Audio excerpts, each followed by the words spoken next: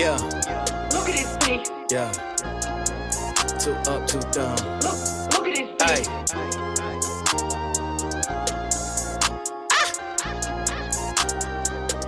Yeah, yeah. I wanted the crown and to be celebrated. I rented a tux and I ordered a mink. Stood in the mirror like mama, I made it. Proceeded to brushing the teeth in the sink. Caught me a grill and I'm so melanated. I polished the chain, I ain't gold in the link. And I got me a baby who gave me some babies. I'm raising a lady and building a king. Too cold. You too busy running with another man lane, I guess. Yeah, too bold. I be running on the one way, never change my set like I don't ever use my signals. Yeah, I be in the lane myself. Yeah, I don't gotta change my mental. Yeah, and I ain't gotta chase my wealth. And I accept my daddy got a kingdom, and everything I ever got is his. If I ever got a problem, I'ma seek him. I never doubt him. Been about his biz, oh man. Been there.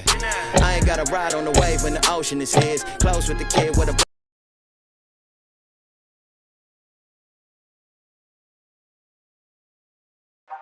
What's good, baby? It's your boy Dale. I'm back in the saddle again. Our motto is to buy, build. We already bought it already, so we already own it, free and clear. Refinance to long-term debt, cash flow. That is the motto. Cliff, man, is that a pretty strong motto, man? What do you think? Man, the model is strong. Like, you're getting each piece of the invest, right?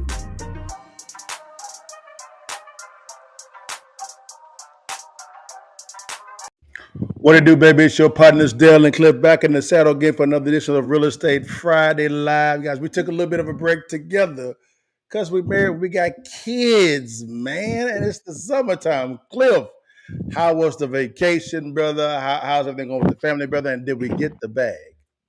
Man, I don't know how much of a vacation it is, but I love seeing the family. But nah, it was good. It was good, man. You know, definitely got to hang out with the family, got to hang out with the little one. But we back to business and we back to getting that bag, baby. Getting that, so we got the bag, huh? We got the bag. We got the bag, y'all. We got the bag, Cliff. So, man, guys, looking good, man. We looking to grow, man. So it's going down, man. Going down. So again, guys, show your diploma and get your I Got That Bag University shirt, baby. When you get the bag, you got the shirt on, baby. You can say, look at you, baby. I got that bag. But anyways, guys, let's dive into it, man. I got the bag too, guys, man. It's been a very interesting week. Good, a lot of good discussions. I'm negotiating a pretty big deal internationally as well. Also, that's back on the table. That was tabled. Now it's back on the table again, which is pretty good. We making a lot of noise in Jackson, Mississippi. Am I right, Cliff? Am I wrong, big dog? All doing things, man. So got a couple down, and we moving forward. Yes, we are, man. And also, Cliff, we got a new construction project starting, brother, in the next couple of weeks, big dog. Oh, damn. Okay. Yes, sir. So yeah, we got that going on as well. We taking over the state of Mississippi. We coming, baby. We coming. But man, let's dive in this, Cliff. Man, Cliff, man, real quick, guy. We have it's a blessing that we actually have a licensed active appraiser, as also an investor in the market that can give us the current market analysis. So, Cliff, man, what you see in the market, man? What's going down, big baby? Yeah. So, unlike what you see with a lot of realtors who kind of look at the analysis, I'm doing the analysis and I'm walking multiple properties on a daily basis. So I'm actually getting to see the interior, exterior, and then I'm doing the analysis. So I know what's going down throughout the DFW area, and then also looking at the national real estate market as well. So I'm gonna talk about what's happening locally here in DFW and around Texas. So right now, I don't care where you're going, we are in a shortage. I am seeing properties that are not all fixed up. They're decent. They're have had no renovations, let's say in the past 10 to 15 years. So okay condition, but they're 2000, 2015, 2010 type properties, and they're selling as if they're, I would say, within 5% of that you're saying of homes that have been renovated, because there's no inventory. Days on market are getting shorter. And now I'm specifically talking about right now about properties below, I would say half of 400,000. Those properties, if you can get a deal under 400,000 in the DFW, it's gonna move. Yeah, it's gonna move. I'm seeing it. I mean, I'm seeing a house recently that it sold to 3 days on market. It's backed up to a street. Yeah. and an apartment complex Yeah. with bars on it. Yeah. The Yeah. flooring is old, the bathrooms are and sold 3 days on market over Wow. ask. Over asking. Wow, guys. And Listen. not in a great neighborhood in Dallas. Yeah. In Dallas. It, Whoa. Dallas is the number one market in the United States right now. I mean, if um, I would flip, but you can't find deals. It's difficult to find any deals out here. And Yeah. trust Yeah. me, Yeah. I'm Yeah. running into Yeah. people. I'm asking. I talk to people all the time who do flip properties out here, and they telling me they stopped in Dallas. Yeah. I've heard that at least once a week for the past month or so. Yeah. Yeah. Interesting, man. I'm kind of seeing the same thing in Dallas as well. 400,000 below, that'll sell, right? People are Mhm. selling in for, they'll pay the higher interest rate, which is fine. Uh, Number two, what I'm saying also is it's an area in Dallas, Fort Worth, that people are not tapping into. That's the Fort Worth, Arlington area. There's some investors out there, but the bulk of the investors are in Dallas, not in Tarrant County, it's been a norm for a long time in Dallas, which is crazy. Number two, Austin, all right, in the Austin area is severely inflated. Austin, Texas, guys, and I said that was this one happened 2 years ago. People called me crazy, but Austin is severely inflated. There was a lot of building going on because people were flocking from California, Oregon, Washington, New York, down into Austin, right? And it's just overinflated right now. Houston is pretty stable, specifically the suburban areas outside of the city of Houston, right? I would say San Antonio, same thing with San Antonio. That's pretty stable as well. A lot of the Hispanics are flowing there as well. Also, those in Texas, guys, on the border. Although there is some issues on the border when it comes to what's going on at the border, those are near military towns, right? For instance, Del Rio, Brownsville, those areas are pretty stable. Those are called mid-tier towns. Waco, Temple, Texas, Waxahachie, those areas are exploding as well. Grand Prairie, that's exploding as well, going toward the south. DeSoto, South Dallas, Cedar Hill, those are growing. Those mid-tier areas around Dallas are growing. That's the same strategy that me and Cliff use when we go to other states. We look at the major metropolitan area and look at the surrounding areas around it to say, okay, where is the population going in? Where's it selling at? We do that with our own research and also with on the ground, boots on the ground realtors as well, also to see exactly what is going on. How do you think we got into Jackson, Starkville, Madison, Oxford, those areas? Why? Because of the fact that we study markets. So what Cliff is saying is spot on. You're right, man. You're right. Mid-tier towns is where it's at. Yeah, yeah. It's right now. It's by far the place where you're getting the best deals. If you're going in the cities, it's just I'm what I'm trying to see for deals in Yeah. Dallas. You're looking at 80 cents on the dollar minus repairs, Yep. and Yes, you are.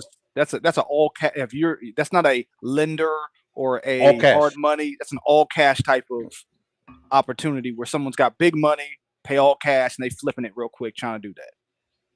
Gotcha. So that's what's going on there, guys. So again, it's the current market analysis, guys. Also, when it comes to the rates, this is where me and Cliff kind of differ. Cliff believes that by the end of this year, November, December, rates are going to have to be adjusted down. Mhm. And Cliff, tell them why you think that. The rates have to come down. The reason why we have a slowdown, we're Yeah. starting to see the inflation rate coming down. We're starting to see Hmm. transaction volume coming down. So Hmm. going to talking about real estate transactions are at a 40-year low. Correct. There's no one's buying and selling the transactions volume. The reason why is because prices are high, right? And interest rates are high. We Correct. can't sustain that going forward. Commercial property can't sustain it. Banks can't sustain it, especially with bonds, right? The value of their bonds is 20-30% underwater.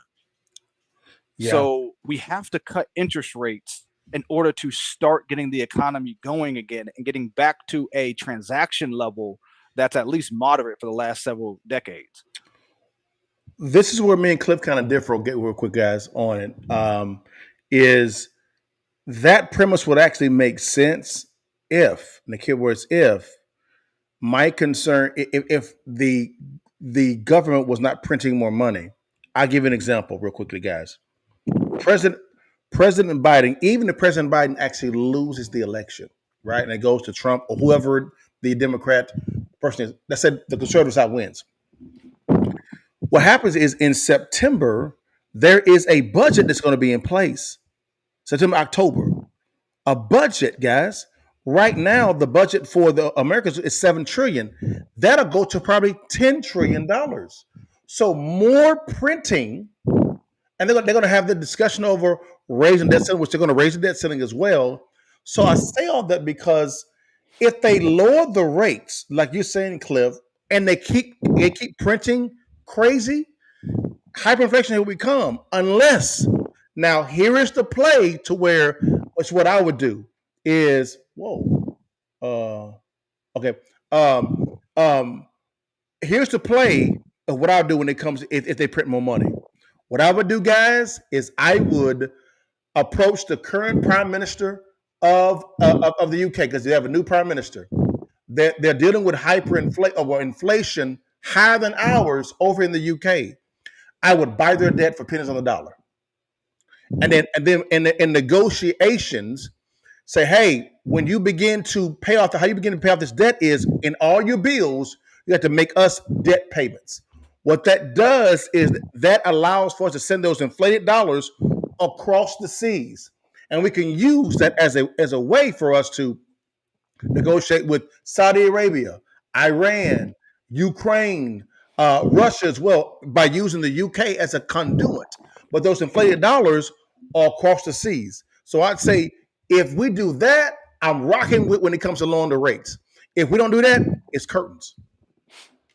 Well, I mean, we're going to have to. There's going to be a lot of things we got to do in order for the government to actually start functioning correctly, just from a fiscal standpoint. Basically, like Dale said, we print too much money, we spend too much money, and then the biggest problem above all is the money printing and the spending is so inefficient. That it maybe you can get away with a little inflation, maybe you can get away with a little inefficiency, but you can't get away with a $10 billion plan turns into a $70 billion plan. And then that's one of 50 projects. Correct. That's when you have excess that we can't stand. So the biggest thing that I'm saying is, and when I'm paying attention to the people who, Janet Yellen, and other people in the Fed, is everybody agrees that we have to do austerity with a cutback the government to some degree, and we have to start doing growth. The government, the U.S. has to get back to efficiency in order to offset some of those growth. Like basically what I see, especially on CNBC and business, everybody is betting on AI to be that efficiency that allows us to solve the problem. The problem with that is that takes a lot of capital infusion. A person that's actually invested in AI. A lot of capital infusion. A lot. Not saying it can't work, but a lot of capital infusion. And it doesn't solve the housing issue. This is the reason why I think, guys, this right here, 100% FHA financing, it is here in 2024. That's coming. It's already here already. It's already here. Texas is kind of saying, I don't know, but it's coming. They'll do maybe 80-20s, 90-10s, 95-5, 96.5, and 3.5 to make it 100%. Watch. It's here. It is here, guys. But, all right, guys. Cliff, man, this right here kind of shocked me a little bit, man. You heard of this, man? State Farm leaving California? They gave a shocking ultimatum to Gavin Newsom and the government of California. You heard of this before, bro? Yeah, I heard that. Man, let's listen to this real fast and see what actually went down, man. Because this right here kind of shocked me when I first heard it. Here we go. Let's dive into this real quick, man. Here we go. Major insurer gives brutal ultimatum to entire state. State Farm issued an ultimatum to California demanding to raise home insurance rates by 30% for homeowners, 36% for condo owners, 52% for renters, or it will exit the state. Let me say it one more time. State Farm is giving an ultimatum to Gavin Newsom, demanding to raise home insurance rates by 30%. Condo, 36%, 52% for renters. Damn. Or else they're leaving. You know how embarrassing that'll be if they... Cliff, have you ever heard of a business giving a state government an ultimatum? Yeah, it's rare to see, and this is also add on the fact that Geico has already left. Geico has already left? Geico's already they just said we ain't doing it. There's no negotiations. No. God damn.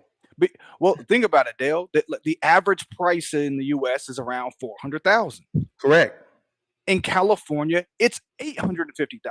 Jesus. So when you hear them say 50% increase, there you go. The State Farm goes, your houses cost too much to rebuild. And that's because of what? What's causing that to actually happen, Cliff? Why is the cost so high in California and not in Texas or Florida? It's the cost of doing business. So labor costs more, materials cost more, gas costs more to transport it. Dealing with the city takes longer. I mean, everything wrong that you would want to have happen with a renovation project. It costs too much. It takes too long.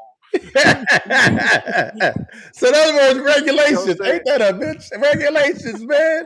Let's keep going, man. Cliff, watch what State Farm says of why they gave ultimatum. Here we go. If they also leave the state of California, Insurance Commissioner Ricardo Lara acknowledged this has the potential to affect millions of California consumers and the integrity of our residential property insurance market. So they know they better do something. The move by State Farm follows a series of insurers, including Allstate, Farmers Direct, limiting or ceasing operations in California due to rising climate disaster risks. Laura promised an extensive review of State Farm's financial condition before making a decision.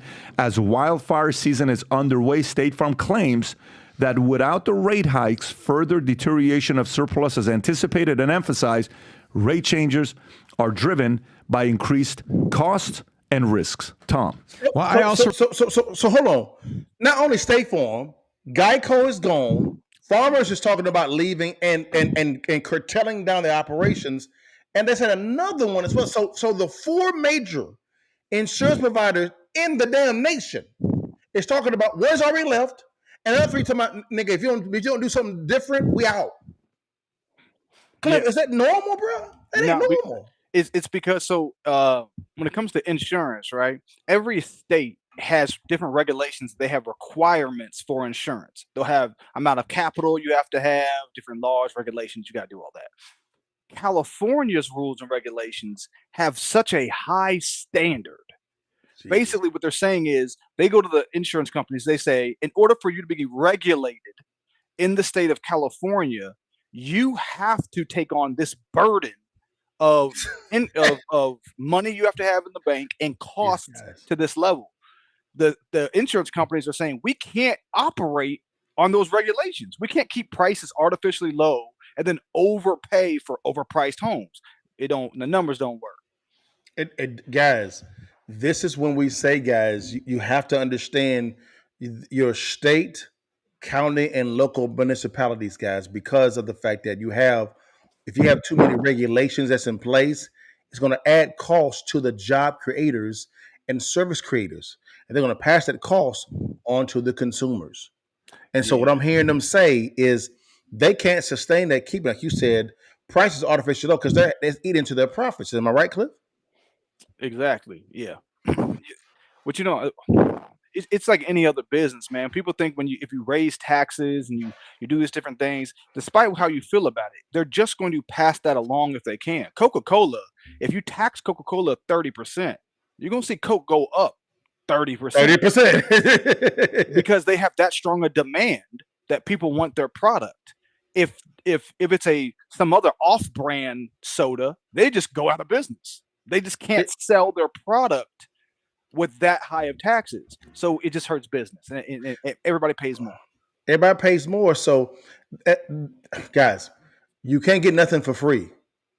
there's a cost. It's a cost. So when you hear a politician say, we're gonna provide health care or provide housing for everybody free," that's a lie. There's a cost to all this. I was doing a live clip on TikTok yesterday, and I had about 150 people on TikTok watching me talk about real estate. It was kind of odd. And what tripped me out is one guy got on there talking bad about landlords, and I was like, okay, he was saying all landlords are terrible. I'm like, huh? I'm a landlord. Like, and he said that landlords manufacture pricing to drive the prices up. And I was like, what? That's the government does that. Like, what? Then he said the government drives down pricing. And I'm like, oh, you like rent control regulation? That's dumb. That made no damn sense. But go ahead, Caleb. No, I think what he's talking. So there is a lawsuit where there's some major, major landlords who used a property management software, and the software, what it's supposed to do is provide the landlords with pricing for their apartments. Wow. What they're saying is that they colluded with the service in order for it to change what the pricing should be. Right? So it's supposed to rent for $1,000. They kind of went to the software company and said, "Hey, can you make it 1,100?" So we could say it's 1,100 based off our data. So he's using that anecdotal situation to prescribe something on everybody. Trash. Yeah, but the problem with that is it doesn't make a difference. If the software company didn't exist, the apartment complex is still going to drive rents to the best prices they can. And rent control doesn't work because, Dale, you an investor? They got 100-unit apartment complex. It's 70% filled, 30% vacant.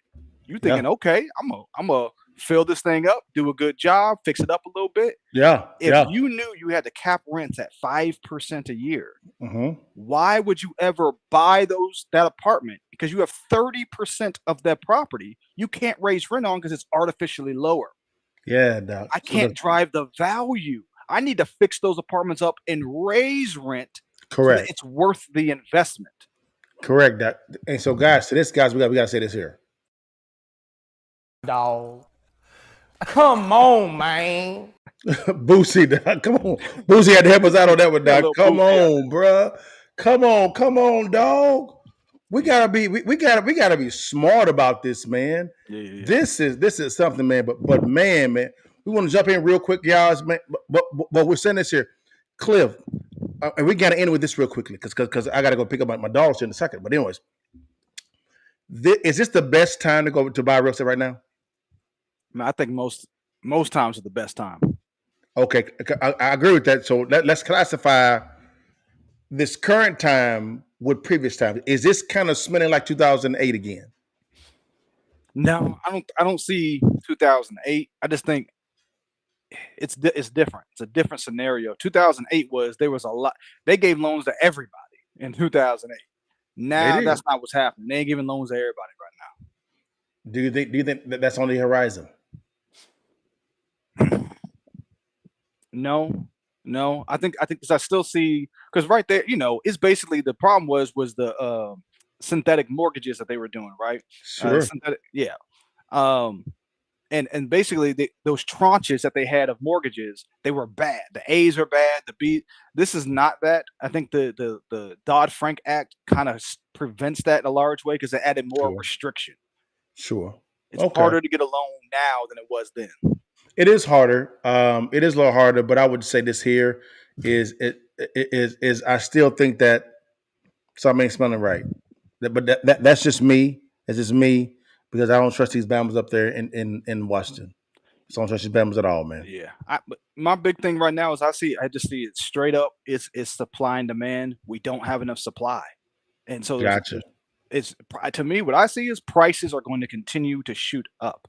Even during interest rates going up, prices went up. Yeah. I ain't never seen that before. Yeah, that's correct. So that's correct. I think once they drop prices, you're going to even see more of that being an issue. I think for the foreseeable issue, we're about 1.5, 2 million homes short in this country of housing. I don't see that being solved anytime soon. I agree, guys. I would just say this here, guys, and we end on this, guys.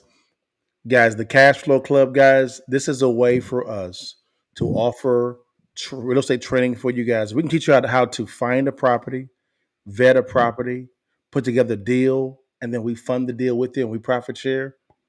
What there's no risk for you at all. And you get the on-demand training, right? Because you can train 24/7 and one-on-one time with Cliff and I on a monthly basis to answer any questions. And also what you can do at the exact same time is we'll look at the deal itself, let you know if it's a good deal or not. That actually happened one time, guys. One of the students in the Cash for Club, what they did was he actually brought a deal to the table in New Jersey. And in about 3 minutes, he knew that this was a bad deal. Terrible deal. But because of the counsel that we got. And if the deal was good, we were going to fund it. We were. But Cliff, you want to say anything, man, at all, man, before we get off that? No, man, that's it. Man, hit up the Cash Flow Club. See, look, man, this is what I would say. Do one meeting. Talk with us one time. Walk through a deal, and you'll see. We're not trying to talk the talk. We're trying to walk the walk. That's it, guys. So again, we don't need you. We don't need to do this for you guys at all. We just see this as a big opportunity for us to grow our portfolios together with you by giving you access to our intellectual property, which is our knowledge and also our assets, so we can actually close deals with you. If that makes sense. But guys, thank you for your time. God bless you. You know how we end it every single time. Before you leave them while you can, baby. You see that thing, baby. Take that damn picture and give it to your mom and them, guys. We see you next week, guys. Holla at your partner. All right, guys. Peace.